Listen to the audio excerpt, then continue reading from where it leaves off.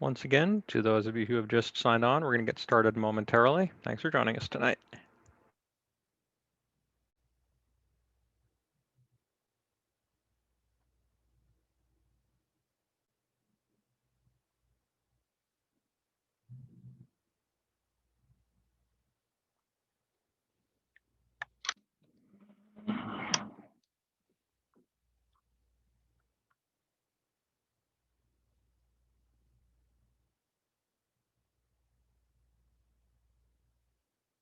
All right, we'll give another minute or so here and then we'll get started.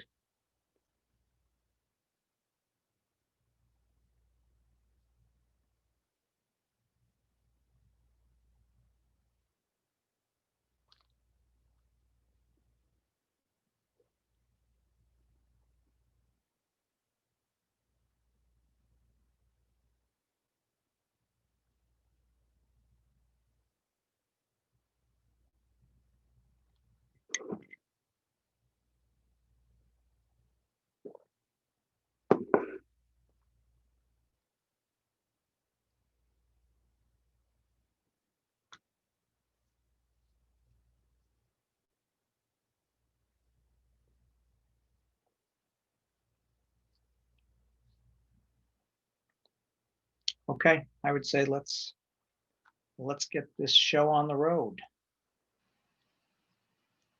So, welcome everybody to the City of Ellsworth Bicycle Pedestrian Trail Connectivity Feasibility Study.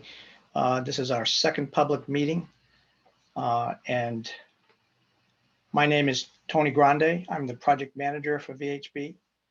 Joining me from VHB tonight is Ethan Flynn.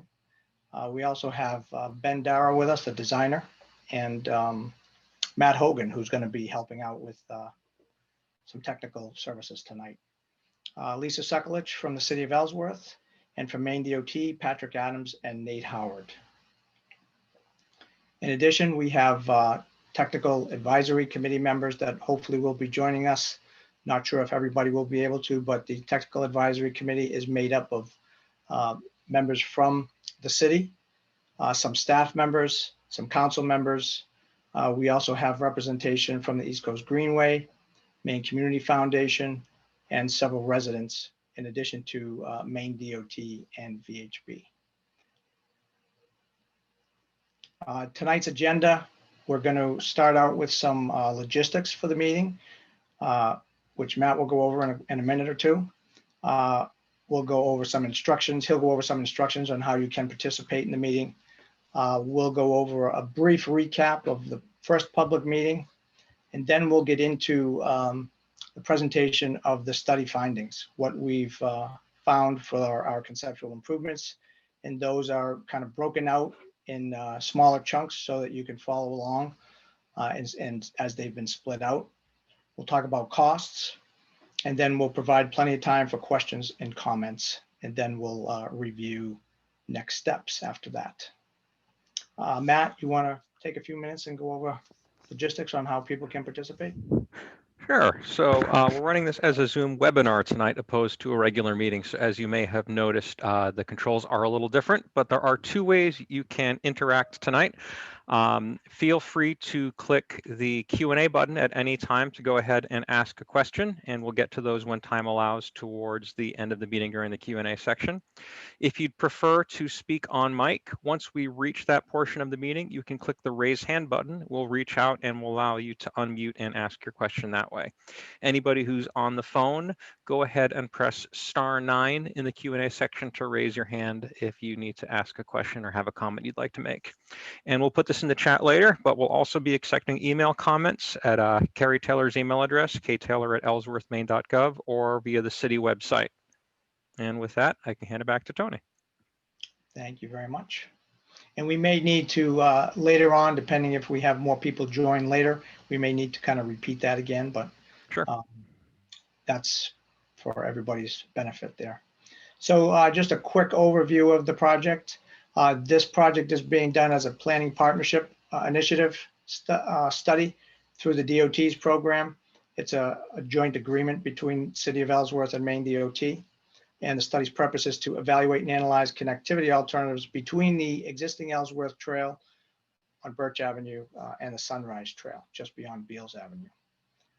Also included in this study was an evaluation of the High Street and Merrill Lane intersection for pedestrian crossing improvements. And our general scope of work, you can see that their first 4 of those items have check marks next to them because that's kind of where we have completed to date. And then we have the public feedback coming tonight, a second round of that. And then we'll be developing the final report. So we started out by reviewing the available data. We evaluated potential path locations, developed preliminary recommendations, reviewed those with the technical advisory committee, developed a draft report, and now we're coming back to the public to get some additional feedback as we move forward. Public meeting number 1, we presented the study area, the purpose, and the goals for the project. We discussed potential improvements to be considered. We also went over the schedule, existing conditions and base plans.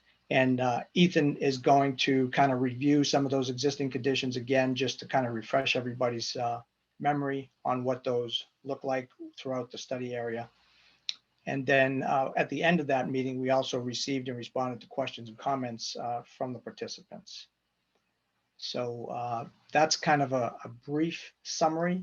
And now I'm going to have Ethan take over the majority of the rest of the meeting as we step through and present the study area and the existing conditions as a starting point here.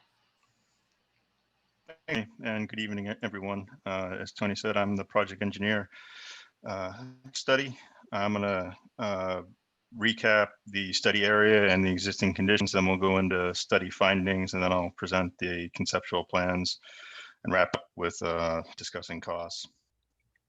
As you can see here on the screen, the study area is shown in yellow. On the left side of the screen is a dashed line. You see the existing Ellsworth Trail. And then at the letter there on the left side, that's the beginning of our study. And it continues all the way through to the trail shown as the other green dashed line on the right side of the screen. You'll see that between Main Street and the Sunrise Trail, there are 2 routes. One is on Beals Ave, shown in yellow, and then the other one is along the rail corridor. The study's purpose was to evaluate and analyze these connectivity alternatives between the Ellsworth Trail on the left side and the Sunrise Trail on the right side. Also included in this study is on the far right hand of your screen, you'll see the letter C. We also look at the signalized intersection of Merrill and High Street. Right now, the existing pedestrian accommodations there are broken and outdated. So we looked at upgrading those as well as this study.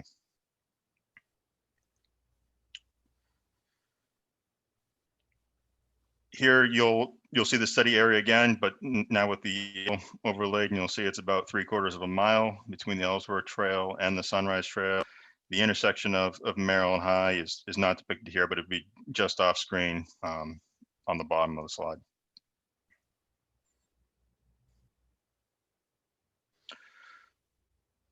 So we'll get into the existing conditions section by section. The first, we're going to go from Spring Street from Birch Ave to Park Street. This is a very narrow section of road. There's no sidewalk. There's inadequate drainage. There's a lack of accommodations for bicycles and pedestrians today. It's a mixed use. There's some commercial, there's some residential, and Spring Street runs parallel to the tracks here, as you can see there on the bottom photo. The next section is from Park to Church, and it crosses Lincoln in between. So Park to Lincoln, Lincoln to Church. Section is even narrower. It's only 12 feet wide. There's remnants of old pavement, and in some cases, there's been gravel filled in on top of the old pavement to maintain the travelway. Again, there's lack of pedestrian accommodations, but this section has only the one entrance onto Spring Street, which you can see in the bottom right. The house just off that picture that you can just see on the right side, it has access onto Lincoln Street, but that driveway is loop around onto Spring Street as well, and that's the only access point in this section. And again, this parallels the railroad, but it gets significantly lower in this section, and it kind of creates a tunneling effect with the trees overhanging Spring Street. Next, we have Spring Street from Church to Main. Again, very narrow, about 12 feet wide, no sidewalks. Here, the pavement's a little more prevalent, but it's in very poor condition. Again, there's no accommodations for bicycles and pedestrians, but in section, it's strictly commercial with a commercial entrance on each side, one for Allen's with a railroad crossing, another one for the old Emerson Fuel building.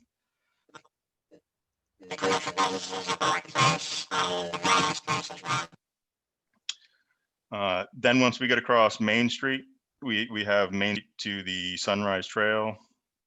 Some properties here are in close proximity, primarily from Cadillac Mountain Sports back to Main Street, and then from that point forward, it's basically just a railroad right away with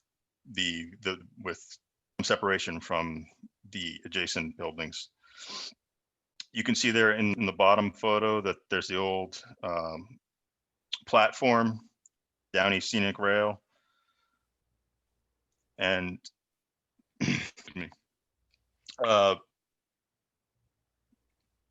and there are some parcels here that are eligible for historical thing. What that means is that they're basically over 50 years old. This project progresses into preliminary design. Those would have to be surveyed if there is a historical significance to those parcels. So now we'll get into the study findings and the evaluation of alternatives. So here we're looking at the design criteria.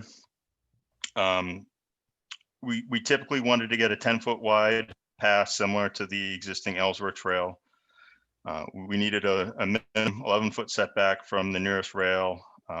It could be 11 feet fence or 15 feet without a fence.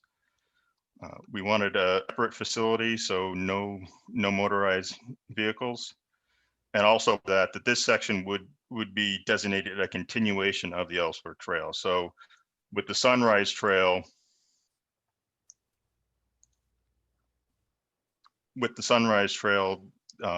ATVs, snowmobiles are allowed on the trail, but with the Ellsworth Trail, no motorized vehicles are allowed. So again, this section would be a continuation of the Ellsworth, where we wouldn't allow any motorized vehicles on the trail. We will keep the grades as minimal as possible. The goal is to have a 5% grade, means 5 feet of vertical for 100 feet of horizontal run. We wanted everything ADA compliant, and we were going to have retaining walls in some select sections to make all these accommodations.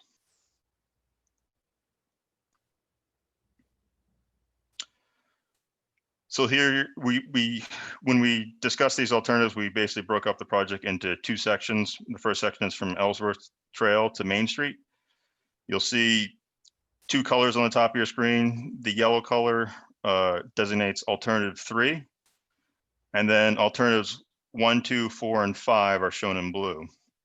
So alternative 1 is basically just a pavement preservation and adding siding and striping. So basically keeping Spring Street in its current shape, but doing a pavement preservation to improve the quality of the pavement, and then just directing the bikes and peds on Spring Street with adding some siding and striping.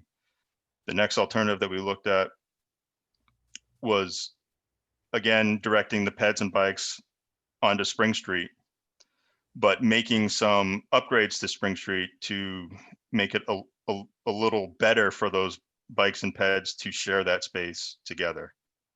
The third option that we looked at, which is again the one shown in yellow, is a continuation of the Ellsworth Trail adjacent to the rail, separate from Spring Street. The fourth option, which as you'll see, it only goes from Park Street to Main Street, is converting Spring Street into the shared use path. That is to close it off to vehicular travel and making it the path just for bikes and peds. The fifth option that we looked at is just for the last section from Church to Main. And that is for the first half, that is the half near Church Street, making that closed off to vehicular traffic and making that the shared use path.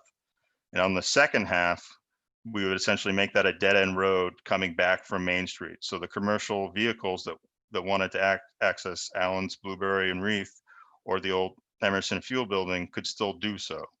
So in that second half of Spring Street between Church and Main, the bikes and peds would share that space with those commercial vehicles. But since we're closing it off, the amount of traffic would be significantly reduced because you wouldn't get that cut through traffic of folks coming down Main Street, making a right on Spring Street just to try to beat the light.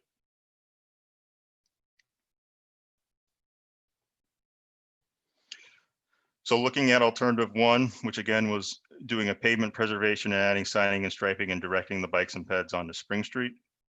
The features here are that there's little to no construction, paving only. We're adding signing and striping for bikes. We'd be adding shared lane markings, or also they're typically called sharrows, which are shown on the right side of the screen.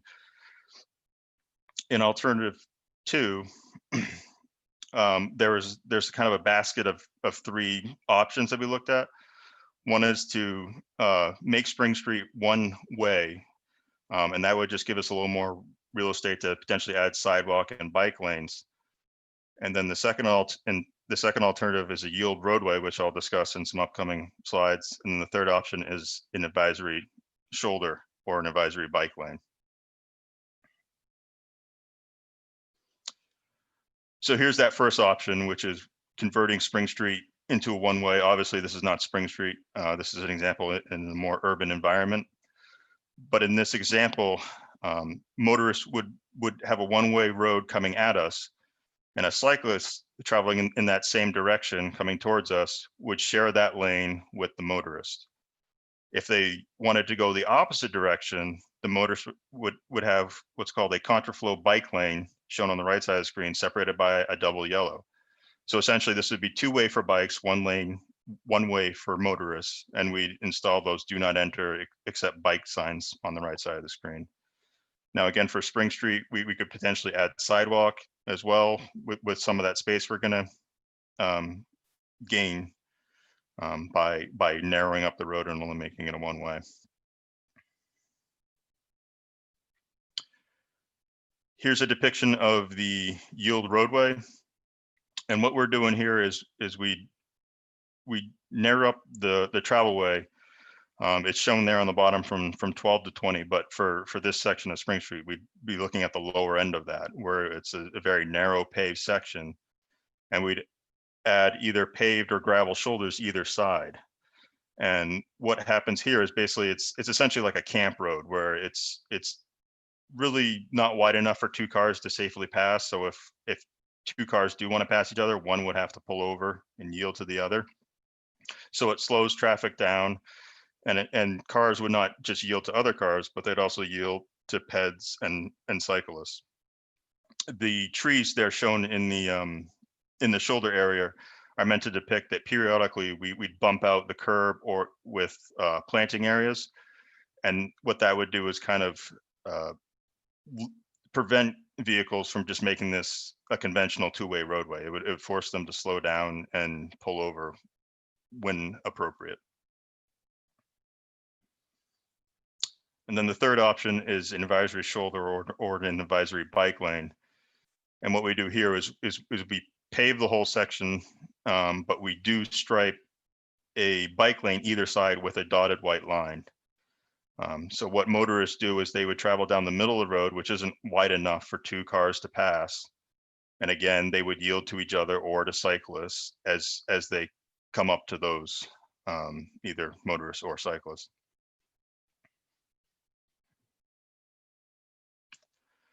The third alternative was a shared use path adjacent to the rail, similar to the Ellsworth Trail, typically at the same grade of the tracks. And again, this would be on the east side of the tracks or the high side of the images that have been shown. Alternative 4 was to convert Spring Street to a shared use path and closing it to vehicular travel. And then that last section, as discussed previously, from Church to Main, we'd only close the first half to vehicular traffic and leave the second half open. And we rehabilitate the pavement for the remaining half of Spring Street because it's in pretty poor shape today.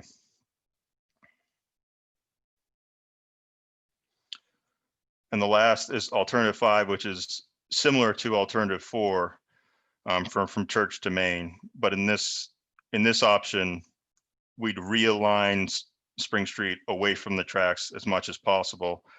And this would necessitate adding retaining wall at the old Emerson Fuel parking lot to allow that realignment of Spring Street further away from the tracks, just to improve the safety and get motorists, bikes, and peds further away from the tracks.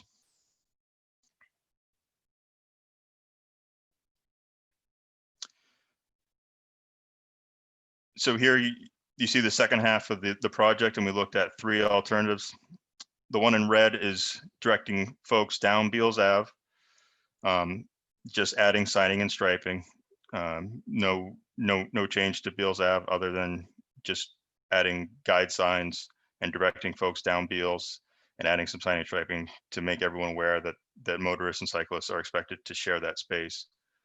We did look at reconstructing Beals Ave and adding sidewalks very briefly, but on the highway side alone, that's going to cost over $2 million. And that doesn't include any utility upgrades that would be needed as well. When you look at Main Street on the left side of your screen, you'll see the red line going up the left side of Main Street.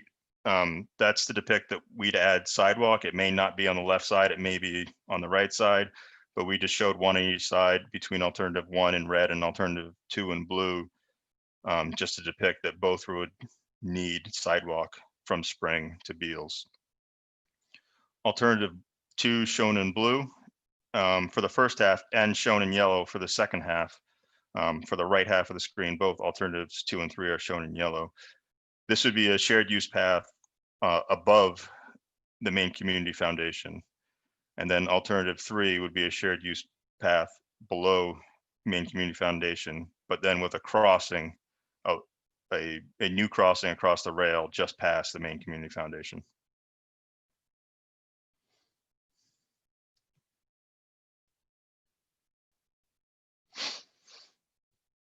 So again, alternative 1, directing folks down Beals Ave, adding siding and striping. There'd be no construction other than siding and striping. We'd add those shared lane markings again on the street to indicate that bikes and motorists are expected to share that space. Alternative 2 would be adding the shared use path to the east of the main community foundation. This would likely require new retaining walls to get around the steep slopes around the main community foundation. And it would require new sidewalk along Main Street. And this sidewalk wouldn't just go up to the path, it would continue all the way to Beals, just to add that connectivity and make the drainage on Main Street easier to control. And then the third option would be keeping the rail west of the tracks or on the low side of the screen, beginning at Main Street and running past the main community foundation and then crossing the tracks.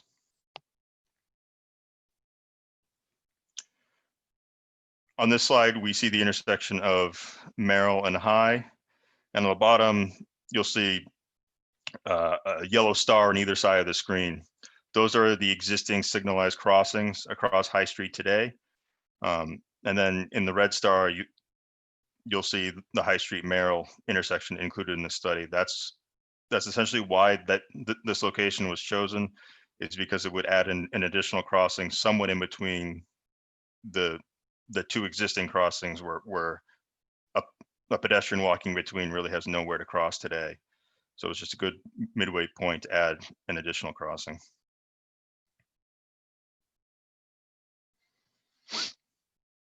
So at this signal, we basically looked at two options. Alternative one were to upgrade the traffic and PED signals and the sidewalk ramps and install crosswalks. And then alternative two was essentially a no build, keep it in the existing condition.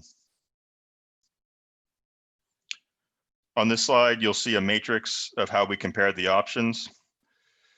So going left to right, looking at the columns on the left, you have what segment we're looking at, and then we have what aspect that we evaluated. So whether it satisfied the purpose and need, how it affected safety and mobility, whether or not there were right-of-way environmental or utility impacts, how constructible it was, and what the estimated costs were. And you'll see three colors, green, yellow, or red. Green means that this option was more desirable regarding this aspect. Yellow means it was neutral, and red means it was less desirable. So you see the first section from Spring Street from Birch to Park. The third alternative, which was constructing a shared use path adjacent to the rail, was the most desirable. And then for the second section from Park Street to Church Street, alternative 4, which was converting Spring Street to the shared use path, that is shutting off Spring Street to motorized traffic and reconstructing Spring Street to make it a shared use path, was the most desirable alternative. From Church Street to Main Street, alternative 5, which was shutting Spring Street off to motorized traffic for the first half and converting it into a shared use path. And then for the second half, essentially making it a dead end street for that commercial traffic, and also realigning it to making it more safe, was the most desirable alternative. And then looking at the second half of the project on the other side of Main Street, we, at this point, we still need to evaluate the alternative 2, which is going above the main community foundation, and alternative 3 going below the main community foundation and adding a new rail crossing further. Both of these, they were pretty close. The only difference right now is the estimated cost, but with that additional rail crossing, we need to evaluate that more. One, to make sure that that's possible, and two, what the costs are associated with that to make a proper determination. So we're recommending looking at these further in preliminary design. And then the intersection of High Street and Merrill, obviously in this section, alternative 1, improving the pedestrian ramps, the sidewalks, the signals, and the pedestrian signals was the preferred alternative. So now I'll go through the conceptual plans. So here we see the first half of Birch to Park. And again, for this section, we're recommending just continuing the Ellsworth Trail and building the shared use path adjacent to the rail as it exists today, similar on the existing Ellsworth Trail. This would be a 10-foot wide trail with a fence dividing or separating the trail from the railroad, because we'd only have that 11-foot separation. So you see there that it's 10'6" to the fence, and then there's a 6-inch buffer from the fence to the 10-foot trail, which again is very similar to the existing Ellsworth Trail. Then once we get to Park Street, we would cross Park Street and then run the path down Park Street where the existing Spring Street is today. We'd close off Spring Street to vehicular traffic. So you'll see those blue dots there, and those would be bollards preventing vehicular traffic on the shared use path. We'd reconstruct Spring Street, converting it into a paved shared use path, which would again be 10 feet wide.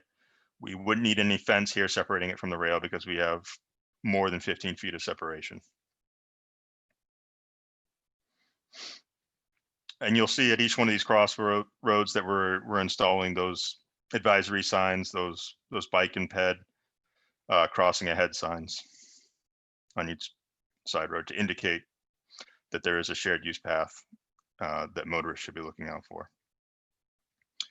And then on the right side of the screen, you'll see the first half of Lincoln to Church.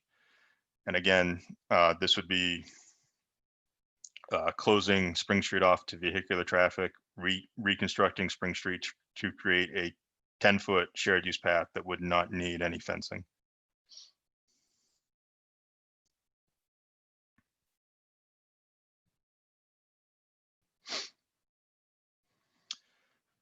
And now we're looking at the section from Church Street to Main Street. You'll see the first half of the path is not crosshatched. That's to indicate that it would be closed to vehicular traffic. Halfway between Church and Main Street, you'll see those 3 blue bollards and the red line. That's to indicate where the shared use path that would be separated from vehicular traffic would end.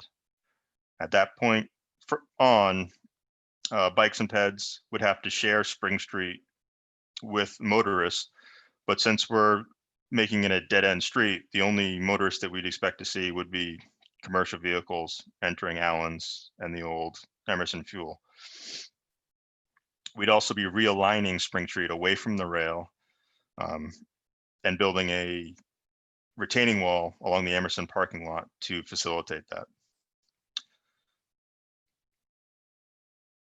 And you can see here a typical of that section where on the right side, we'd have the retaining wall and the parking lot on the low side. And you can see that we'd get 6 feet of separation between the nearest rail and Spring Street, which would be 14 feet wide. We'd also install that curb just to indicate that motorists and cyclists should stay on Spring Street and stay away from the rail.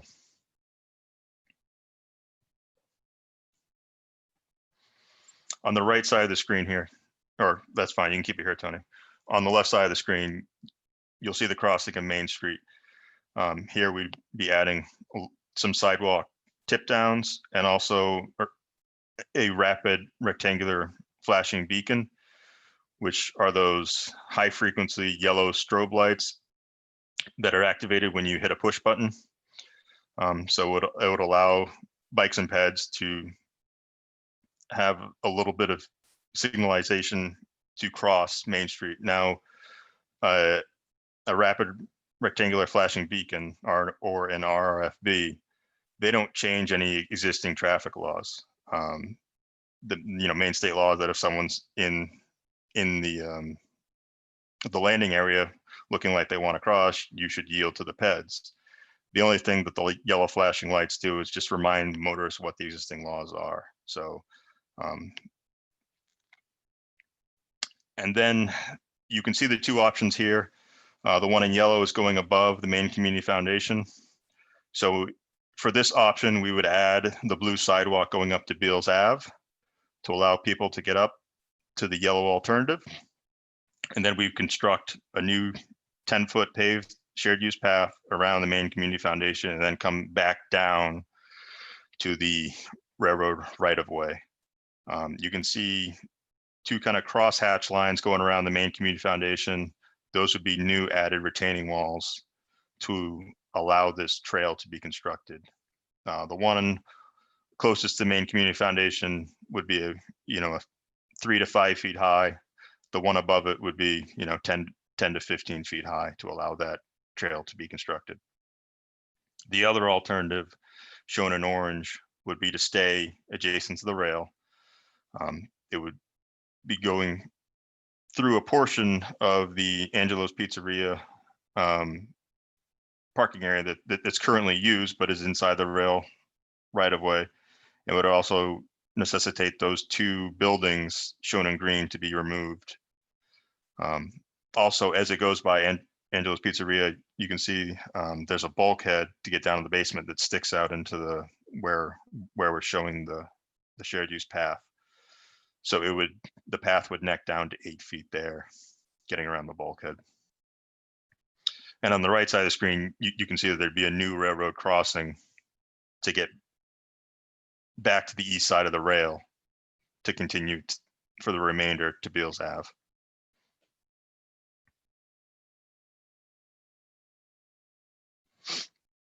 So here in the top left, you can just see that typical, and this goes back to the previous page, going around the main community foundation. So you can see the size of those walls, again, 3 to 5 feet on the right side, 10 to 15 feet on the high side. And then once we get past the main community foundation, it gets fairly straightforward. We have a pretty wide railroad right of way. So it would just be a shared use path adjacent to the rail, similar to the existing Ellsworth Trail or to the Sunrise Trail.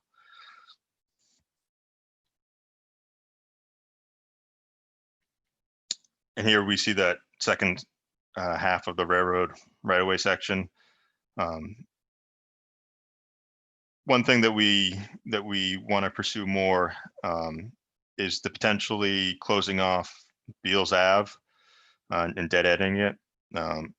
This will get looked at more in preliminary design. So it's only shown here in red as an option. If we are able to close off Beals Ave, we'd show the railroad crossing where we show it right now. So we'd essentially be moving that railroad crossing a little further just to allow the grading for the shared use path to make it a little easier. So today there is a crossing at Beals Ave. That is to say, bikes and peds can cross the rail if they want to bike or walk up Beals Ave. But if we close it off, then we just push that down a little further just to allow, just to make the path a little more constructible. If we decide not to close off Beals Ave, then we cross the rail on the right side of Beals Ave from this perspective, and then tie into the Sunrise Trail that way. That would only, except there's a pretty good grade difference right now between the sidewalk and the shared use path if we go that route. So we may need a small retaining wall to make that happen. As you all know, Beals Ave comes down pretty quickly from the rail to High Street.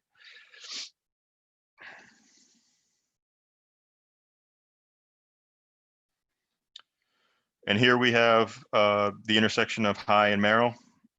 We'd be upgrading the traffic signals.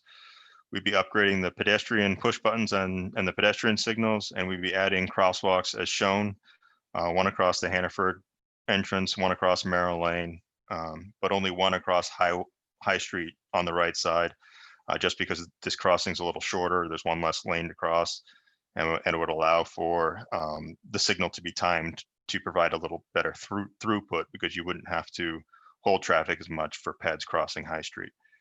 And we'd also make sure that all the pedestrian tip downs at each corner shown in blue are ADA compliant.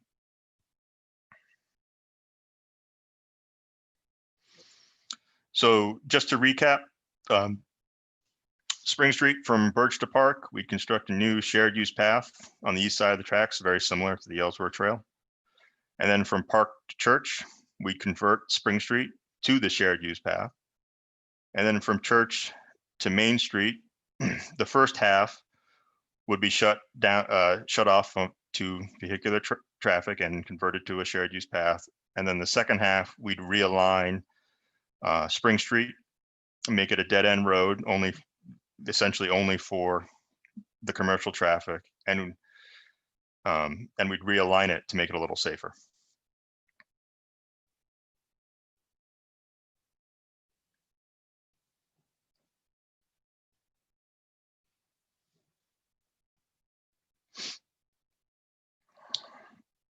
From Main Street to Beals Ave, We recommend looking at both alternatives going above the main community foundation or below it, and progress both of those to preliminary design. And we also recommend continuing to evaluate the Beals High Street intersection, whether or not that can be closed off. And for the intersection of High Street and Merrill, we recommend upgrading the signals, improving the pedestrian ramps and crosswalks and pedestrian push buttons. Just want to go over costs quickly. All the costs you're seeing here are in 2020 dollars.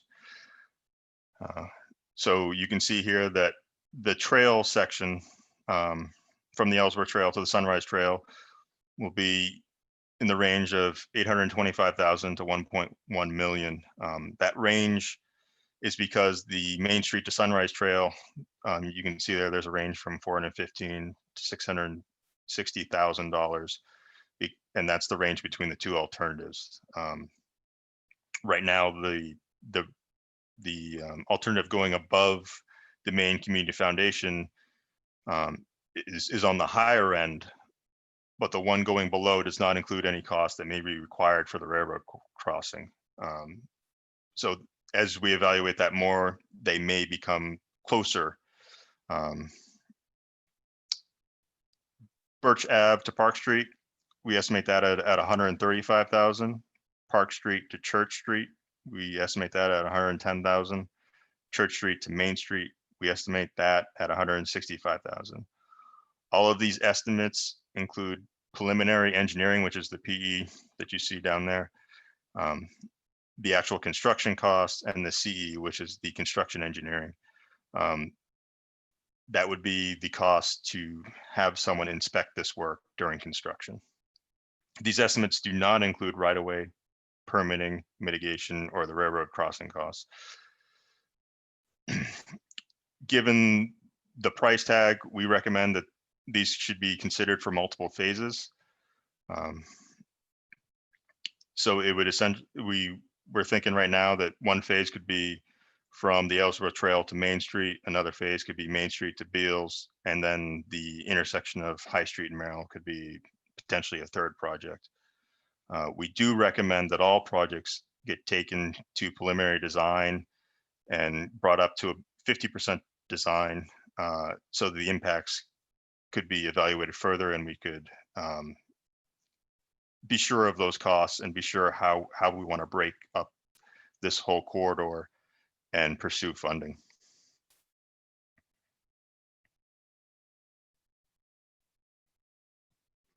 And again, since these are 2020 dollars, these projects for the future phases may increase over time due to inflation. Thank you, Ethan. And just to kind of add into that, we've shown a range of costs here for Main Street to the Sunrise Trail. Again, because we have two alternatives that could be moved forward. So, and these are order of magnitude costs, and some of these other things that are not included could add additional cost to what we've shown here. So just kind of keep that in mind as we move forward. So with that, we can open it up to questions or comments. It doesn't just have to be questions. If somebody has a comment, that's fine too. Right now, it appears that Jim Geary has his hand raised. All right, let me reach out, Jim. I'll hit the button to allow you to talk, and you can go ahead and unmute. Hey, Ethan, thank you for such a clear presentation. In the section between Main Street and the Sunrise Trail, is there any option to keep the trail all on the westerly side of the railroad track and not cross over at Beals Avenue and again at the tail end? You're breaking up a little bit, Jim, but I believe what you were asking is if it's possible to keep the trail all on this side. Is that correct? Yes. Yeah, so it is possible. It's just going to increase costs because today there's some older retaining walls just below the rail from this perspective. So we'd have to rebuild those walls a little further out to provide room for the trail. So we didn't, because of those assumed costs, we didn't evaluate that And option. there would also be additional right-of-way all along. Correct. It would need to be Correct. at least this far away. So that line would flip down to here. So this whole stretch here would be outside the right-of-way. This whole stretch here would be outside the right-of-way. Thank you. No, thank you for the question. Okay, we've got a comment and a question. Excuse me. The first comment from Lincoln just says, FYI, the Merrill Lane High Street crossing goes into the Shaw's, Rainey's Plaza, not the Hannaford. Just a minor detail there. And then we have a question in alternative 2, the sidewalk that would allow bikes and pedestrians to continue between the 2 segments of trail, would that be at least 8 to 10 feet wide to accommodate both user types? And would it be a typical sidewalk from the trail segment north to Beals Ave? Yes. So from the yellow alternative down to Spring Street, that would be a 10-foot wide sidewalk. And then from there up to Beals Ave, that would be a typical 5-foot sidewalk. Once you get up closer to Beals Ave, we may need a small retaining wall or a back curb on the back side of the sidewalk to match into the existing grading. I assume this was the section of sidewalk that they were talking about. So you can see that this sidewalk here is wider, similar to the trail width, and this is a narrower section. Hopefully that answered your question. And our intent with that design was to permit both bicyclists and pedestrians to access and utilize that facility up to the trail. But north of the yellow line going up to Beals Avenue, we would anticipate that that would only be utilized by pedestrians and it wouldn't be intended for bicyclists. And it was also intended to help facilitate and improve drainage conditions along that stretch as well. Looks like we have another question. Were other safety and traffic calming measures considered for the Merrill and High Street intersection, like pedestrian refuge island, reduced vehicular turning radii, etc.? Yeah, if you want to bring up that slide, Tony. Yeah. We didn't evaluate the turning movements as part of this. That'll get evaluated when this project moves to preliminary design. As far as the refuge islands, that's something we can evaluate, but that can be kind of a catch-22 because when the signals are timed to provide people enough time to cross High Street in its entirety. If they actually stop halfway in the refuge island, they no longer have access to a push button to activate the signal again. So you really want them to go all the way. And you know that the signal would be timed as such.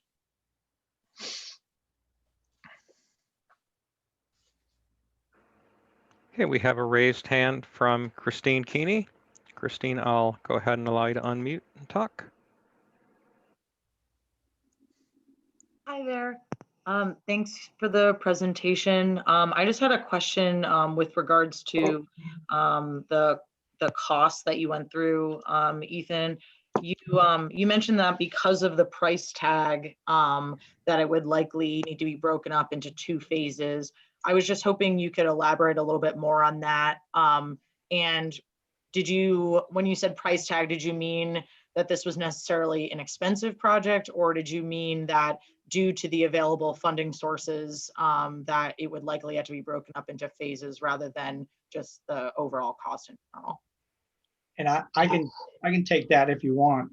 The in discussions with the DOT, I believe, and Patrick can elaborate a little bit further, but it was discussed that the Patrick's program could fund up to $500,000 worth of improvements, and that perhaps if the city were to apply for funding to for the design of the entire corridor and construction of the first half of the corridor, that could be within that $500,000 limit, and then they could come back and apply again for a second round to cover the second half of the project under the same funding program.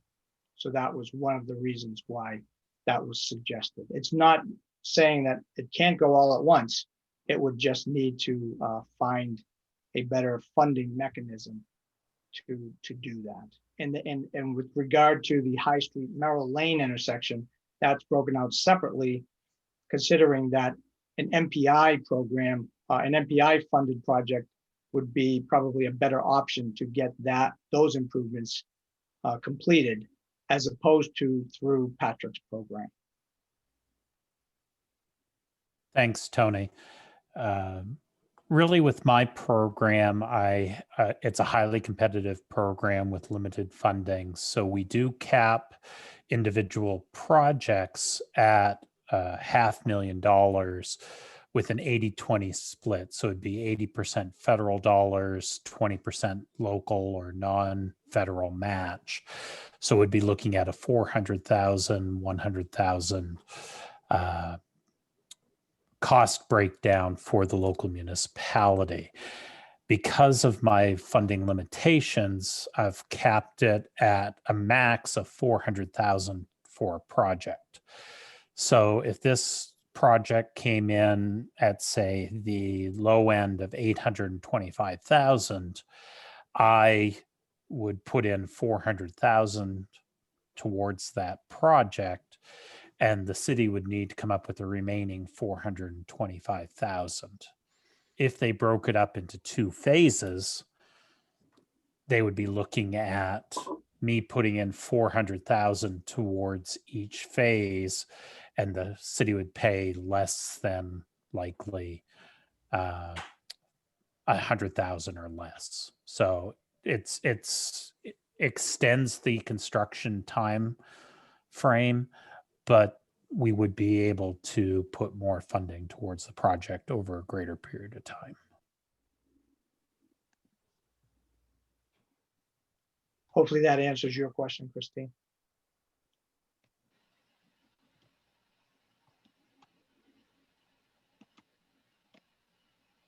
All right, just a reminder for anybody else who'd like to ask a question or comment, you can either enter your question into the Q&A tool or raise your hand and we'll allow you to unmute. And we did get a message from Christine in the Q&A saying thank you.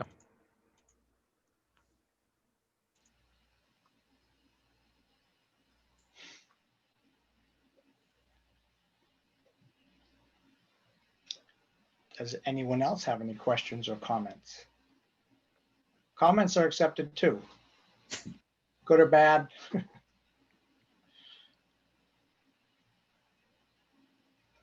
Any feedback is good feedback.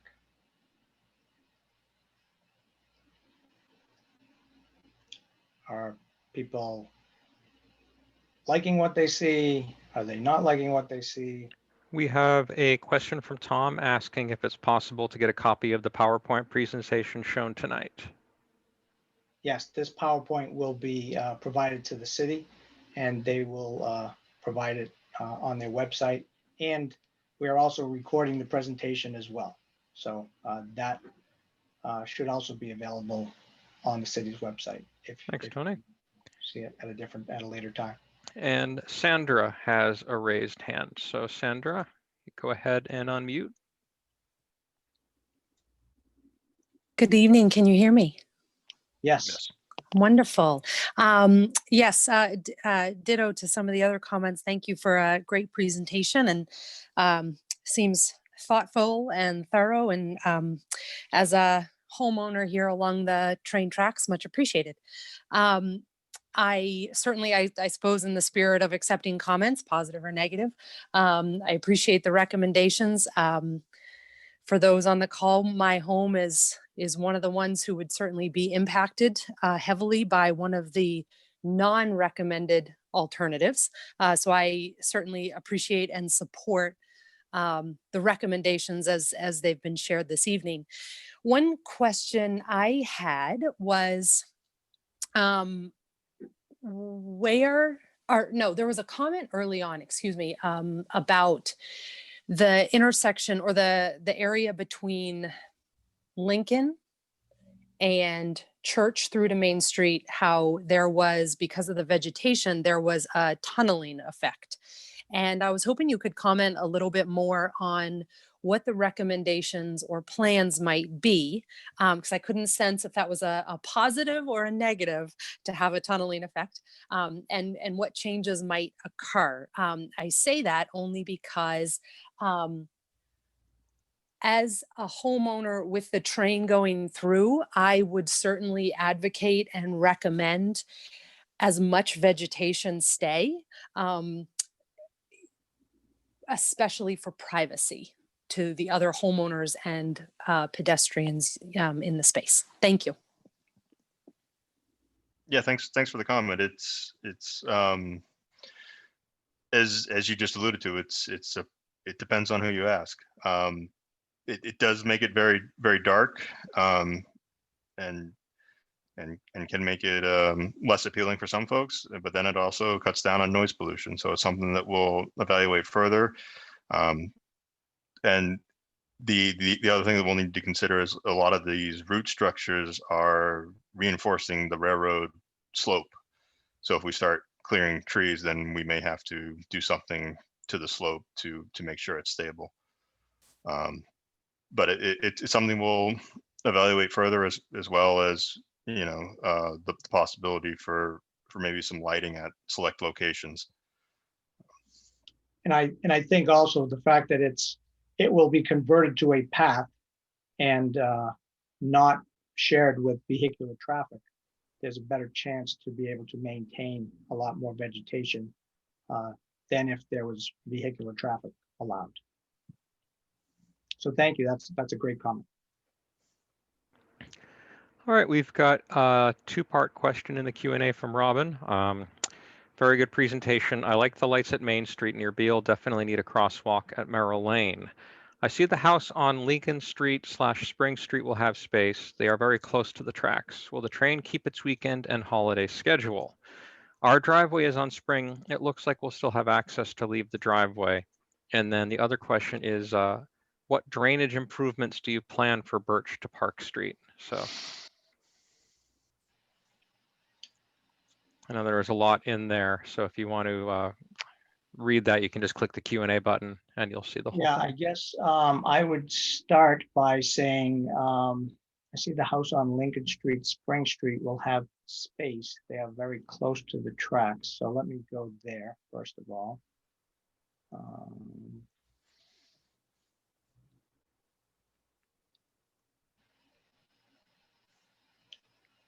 Next one back. So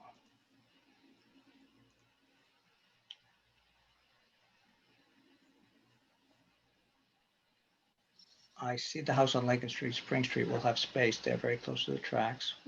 Will the train keep its weekend and holiday schedule? I assume that they will keep it, but we, you know, this really doesn't have, I don't think, too much to do with the schedule of the train. Although we will need to coordinate if, you know, with any crossings, if there are going to be any additional crossings or not with the train.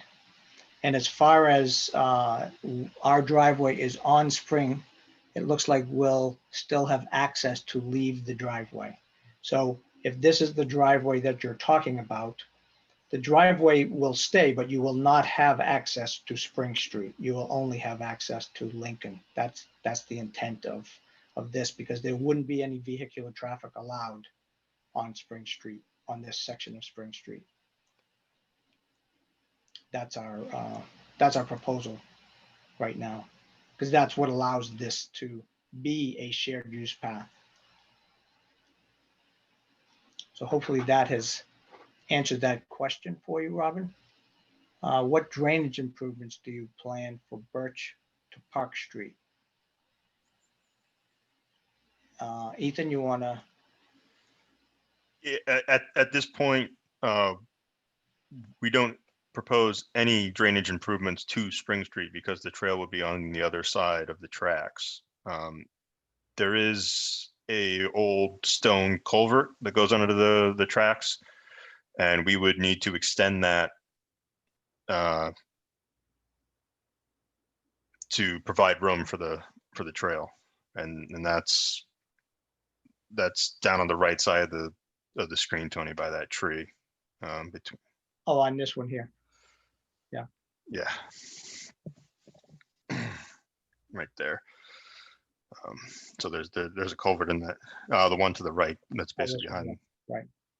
right. No, the other way. Oh, this one. Yep. So there's a culvert going on the tracks there that we would need to extend. But we aren't proposing any drainage improvements to Spring Street as part of this project. Because and through this section of Spring Street, we would leave Spring Street as is. So hopefully that answers your second question there, Robert. And then Jim has a comment. Thanks for your effort in the Main Street to Sunrise Trail section. Maine Community Foundation is supportive of alternative 2 or 3, whatever works best for the project. And then we have a follow-up from Robin. Our driveway is on Spring. We live on the corner of Park. We can leave the driveway on Spring? And I think I answered that, but let me just go over it again. So you're saying our driveway is on Spring. We live on the corner of Park. We can leave the driveway on Spring, question mark. So I'm assuming you're saying that you live here, and perhaps we missed that. Is it the house on the other side of Park Street, Tony, that has a driveway onto Spring? Oh, that could be, yes. So this section of Spring Street between Birch and Park, that section of Spring Street will be untouched. So I didn't recognize what you were asking, but thank you, Patrick, for helping me. Yes. And Robin says, yes, you answered my question. Okay, great. Okay, one more reminder, you can click the raise hand button or enter your question into the Q&A tool.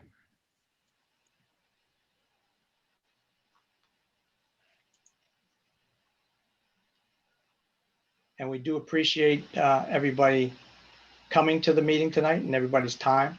If there are no more questions, I can kind of go over next steps, but I'll wait another 30 seconds or so.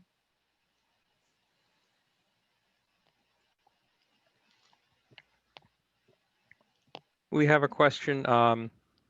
Would it be advantageous for the city to convert a section of Spring Street to a trail in terms of short and long-term maintenance costs? Meaning it would no longer have to be maintained for vehicular traffic. Would the city maintain the trail?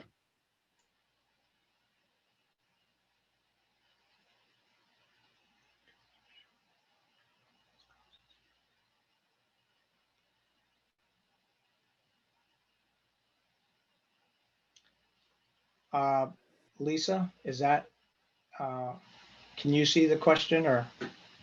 So,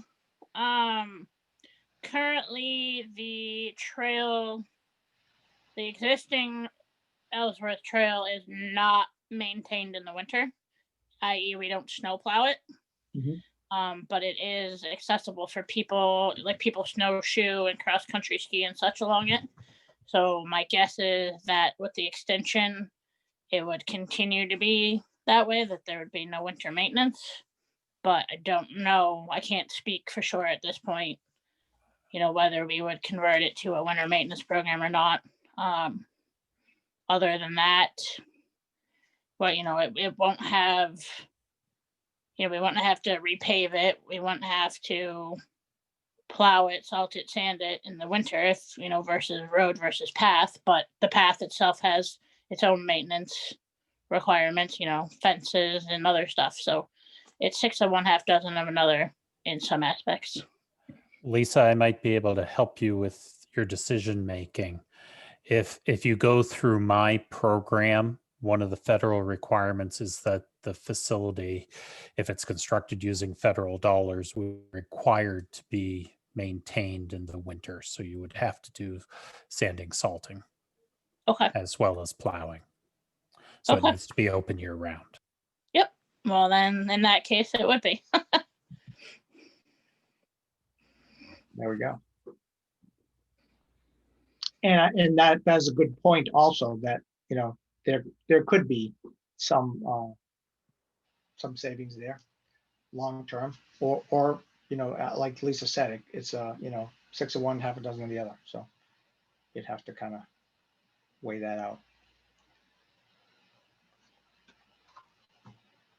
Okay, if we're all set with that, then I'll just quickly go over next steps.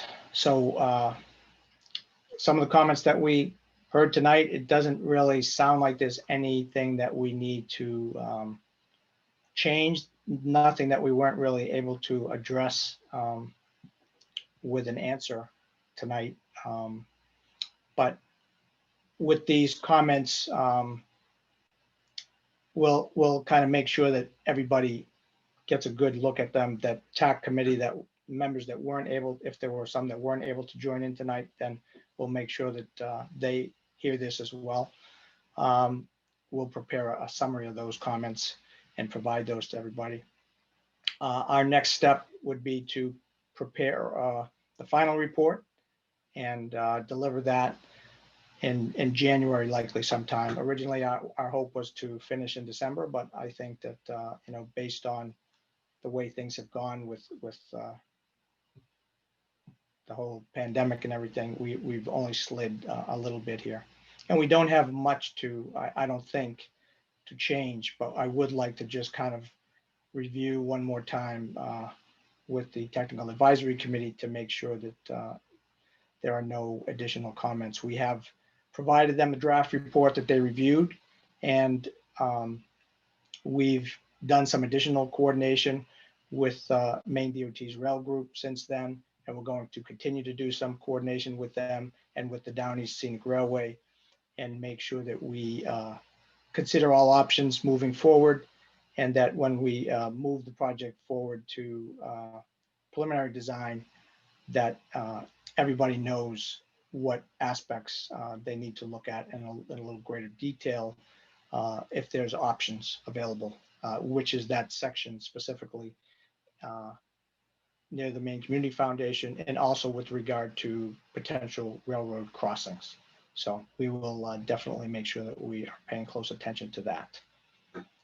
And then, looking ahead, we'll be hopefully, I believe the city will be applying for funding for preliminary design, and hopefully, construction of at least a portion of this.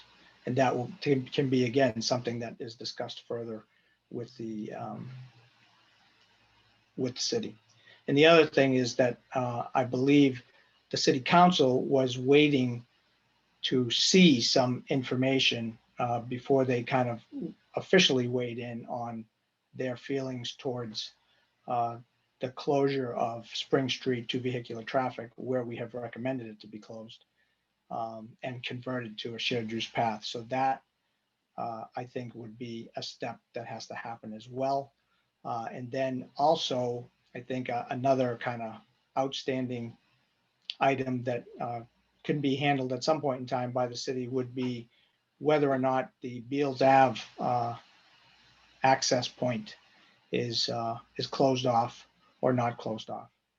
So some things that are still need to be resolved, but I think overall we have some good direction here to prepare a funding application. And the one thing I think that Patrick has mentioned in the past is that in order to move forward with a funding application, that the city would need to have some type of approved resolution or whatever on their portion of the funding in order for him to consider that as a completed application. So that's really all I have. Nate, Howard, do you have anything you want to add to this, or? No, I'm sorry. I'm good, Tony. Thank you. I think you did well. Yeah, still have some ongoing rail coordination with the railroad, but I think we're nearly there. You guys, the study team has done a kind of great job coming up with these recommendations. So I think we're getting close to the next step. Thank you. All right, Patrick, all set? I think I'm all set, Tony. I mirror Nate's feelings. When I walked this segment with city staff and council members, boy, about 2 years ago now. These were some of the things that we had questions about. These recommendations easily fit in to the vision that we had talked about at that time and what we were hearing from community members. I think you and your team have done a great job, Tony. Thank you very much. Lisa, how about you? I am all set, but as everybody says, I think you've done a great job and hopefully look forward to being able to make this come to fruition. Great. All right. Well, I think with that, I thank you all for participating. And again, if you have any additional questions or comments, please feel free to send something via email or give Kerry a call. And I thank you for your participation tonight. And Tony, there's been a last minute question that came Oh. in. I just happened to notice it at the bottom of my screen from Heather.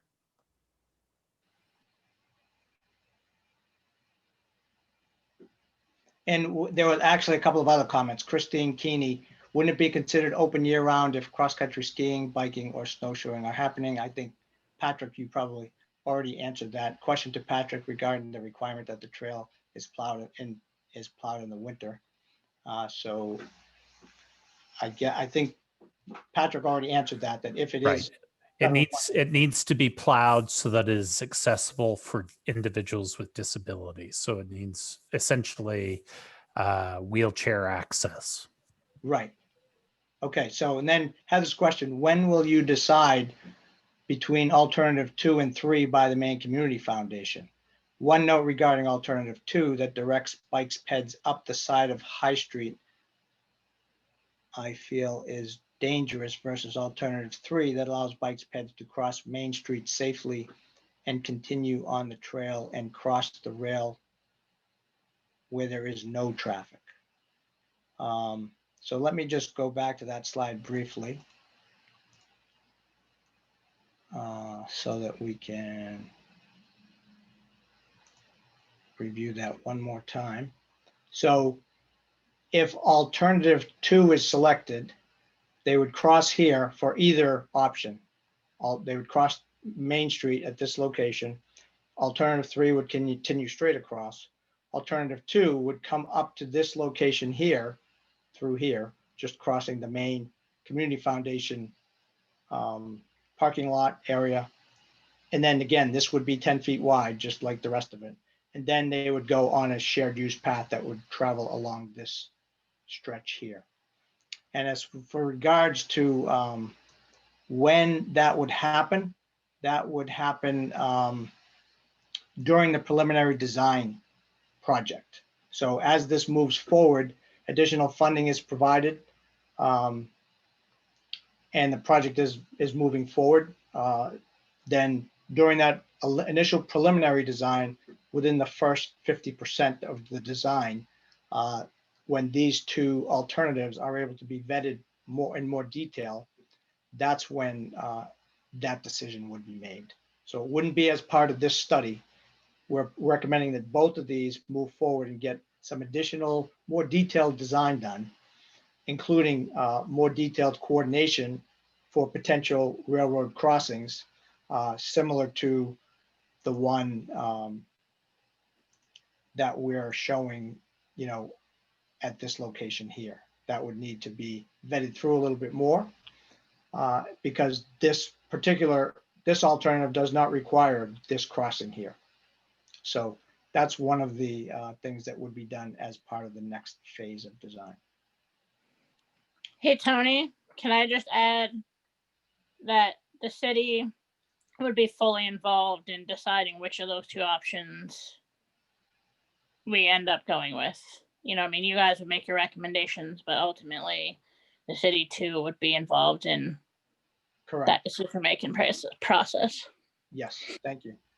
Yeah, I think, overall, it would need to be coordinated with the Maine DOT's railroad group, with the Downey Scenic Railway and the city. And all of those would be weighed in together and determine the best way to move forward once all of the details are known.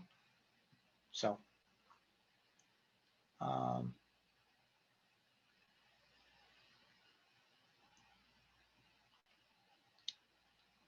thank you for pointing it out, Ann and Carl, that you are actually not Lincoln Erlenbach, but Ann and Carl Lusby. We appreciate your attendance and input throughout the process here. Okay. One more time. Going once, going twice. If not, go Patriots. And thank you all for participating. Appreciate your time. Have a good night. Thanks, everybody. Have a great night. Thank you.